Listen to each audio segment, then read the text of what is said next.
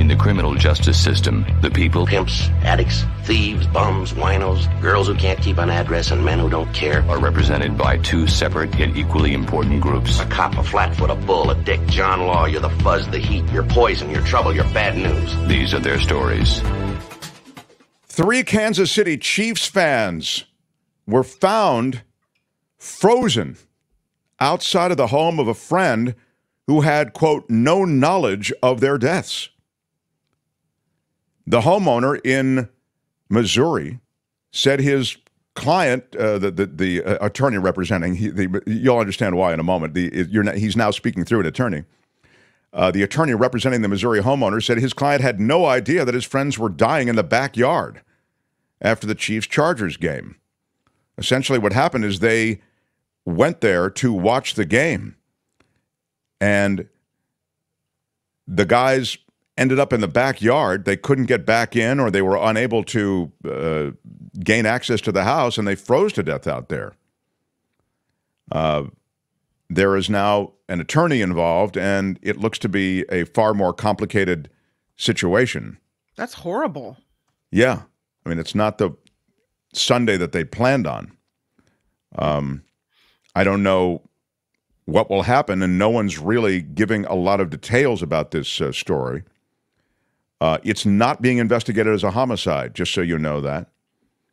There have been no arrests or charges. No one's in custody. No specific threats or concerns as they investigate this. And there's still a lot of social media buzz about this.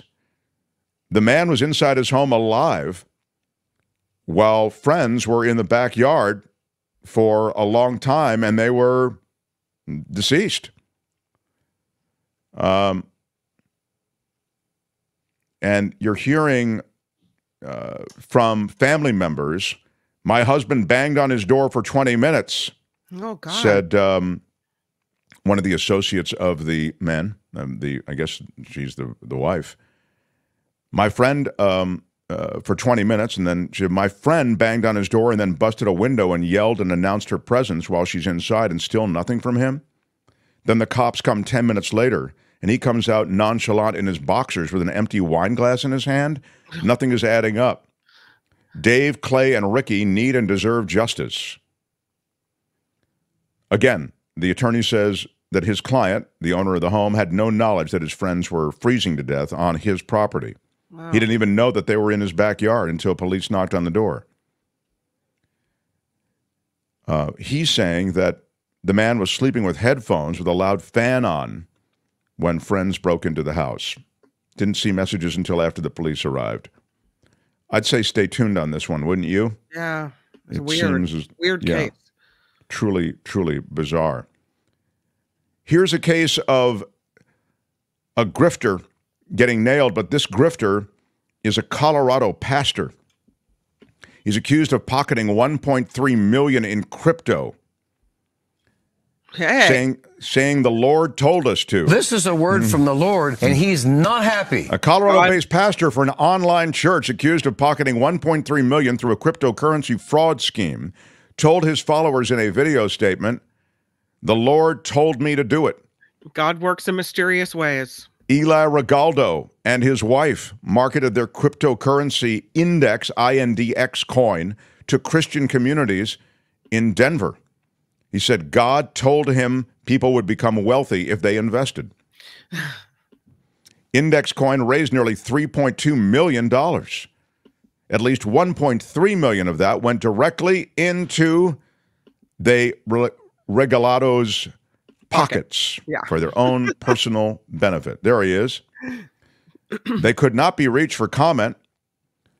And the couple also allegedly spent their investors' funds on, if you guessed, a Range Rover, luxury handbags, jewelry, an au pair, boat rentals, snowmobile adventures. Living large. Yeah. It's great to get all that money. Where are my weed smokers at? Yeah, hey, God wants you to have these things. Who are you to say no? Exactly. Exactly.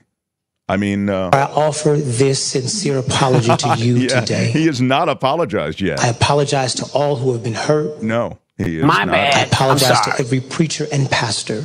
Yeah. Yeah, preachers and pastors are getting a bad name. I apologize to every preacher and pastor. All right. He claimed that God told him investors would become wealthy if they put money into index coin, promoting it as low risk, high profit.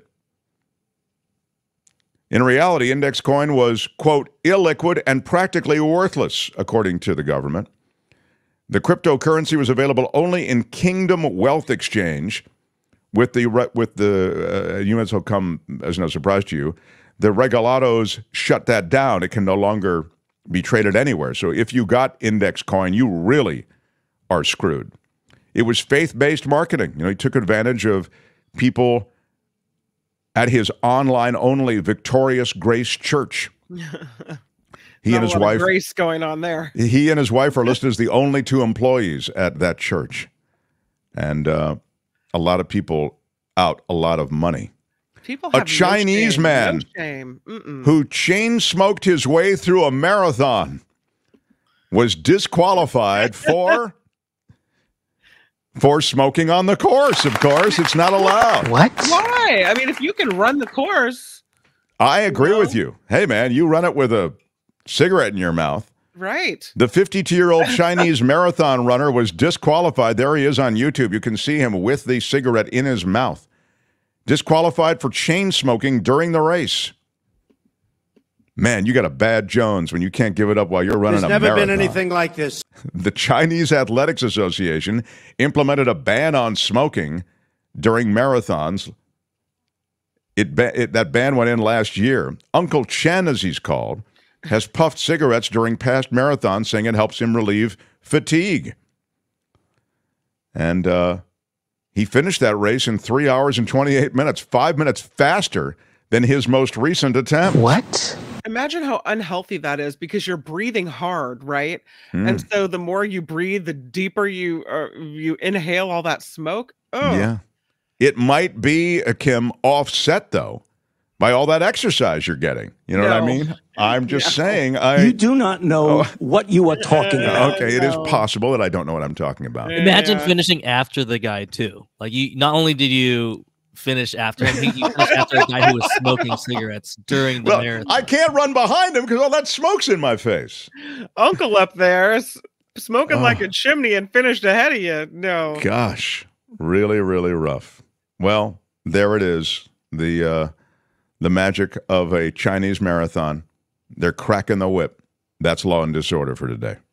Tune in again next time for more Law and Disorder on the Mark Thompson Show. All right, that's it. Let's roll. Hey, let's be careful out there. Hi, it's Mark, and I thought that was great. Hit the notification bell. You'll know whenever there's a new video being dropped, and please subscribe to our channel to help us save the universe.